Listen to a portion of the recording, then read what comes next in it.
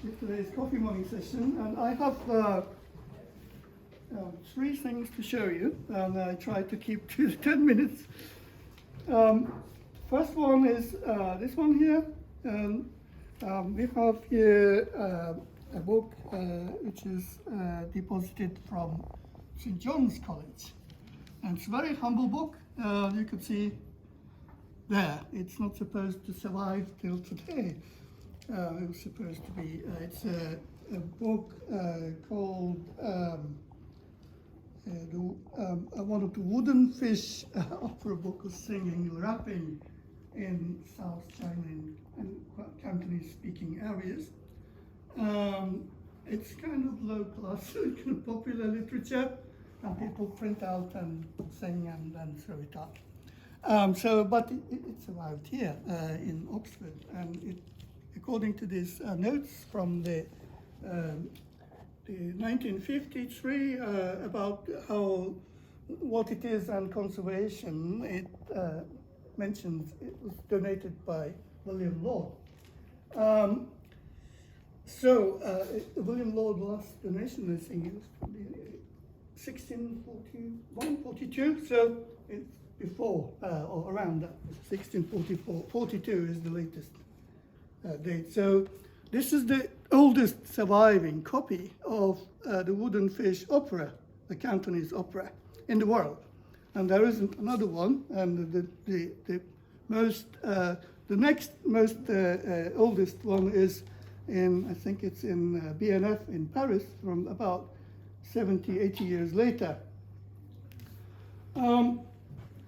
What happened that the main thing about this, apart from it being the unique one, is that recently, about early in the year, or late last year, a professor came from Hong Kong to look at some books to find a trace of a Chinese person who visited St. John's College to look at, and then it's been recorded as having looked at some Chinese books in St. John's College.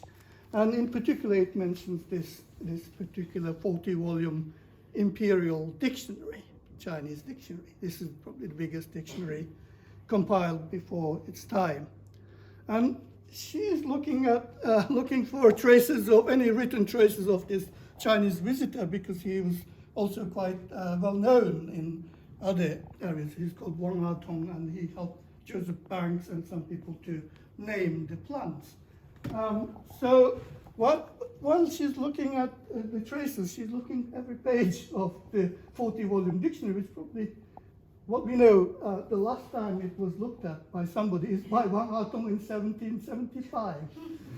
And suddenly, she was looking at this very odd place where it's the water radical, and then the stroke numbers is 15 to 16. There's a lot of strokes, nearly 20 strokes. So it's very archaic or difficult characters that you don't normally look up. So, and then a very exciting thing is that she found one extra leaf, which is the beginning, page 2 of this opera. And so it was very exciting. And you could see this is kind of, we're not quite sure who put it there, but this conservation note doesn't, I think it's conserved around maybe 60s. It must be before the 60s, because it wasn't included in the conservation. We're not quite sure who was studying Chinese and who was interested in looking at these dictionaries or Chinese books in St. John's then. So it's an exciting find. Ted, this is kind of part Cantonese songs. It's a love story, and Ted is going to recite one or two verses. So this is how it is performed in Cantonese, but I mean, I can't perform it. I can actually just read it out. But I mean, it's really like a rap, because I mean, there is a rhythm, I mean, behind, or metric behind it. So it looks like this. So 喜憑危難立萬良，秋風吹送百年香。只見一間新月光如水，人話天孫今夜會牛郎。世上天上皆奇幻有會，人生何苦捱凄涼？不快樂時須快樂，何妨是欲共偷香。So it will sound like this. So every 2 lines is rhymed. So in the text. Thank you. It's called Flowery letters. It's the letters, love letters written between 2 people on a flowery paper. And the next item we have is this is a copper plate print of originally Chinese painting made for the Kangxi Emperor in around 1712. The emperor built a very large summer retreat about 170 kilometers northeast of Beijing, it's Chengde. And then he wrote 36 poems. 36 is one of the lucky numbers. He chose 36 views of the gardens and landscape and his palace, wrote poems, and then asked somebody to paint it, and then it became eventually a woodblock print project. And there was woodblock print. We have got, we don't have it here, but we have a facsimile of it. We have here a complete print copy from Thomas Phillips' library, bought in 1950s. And then we have recently discovered these 2 pages inserted inside one of Douce's guardbooks, which has not been described. It says it's digitized, but it has not been catalogued. And on the side it says Chinese views. So it's very simple. So you can have a look here. It's 2 views. And one of the things that I want to mention to you that when Emperor wrote the poems, and there is a logic inside the 36 poems, from where his palace is, and then power, and then nature, and gardens, water, and all this has a sequence. But this is carved on copper plate by somebody called Matteo Rippa, who went to China as a Jesuit missionary, but he became an engraver in about 4 years later at Imperial Court.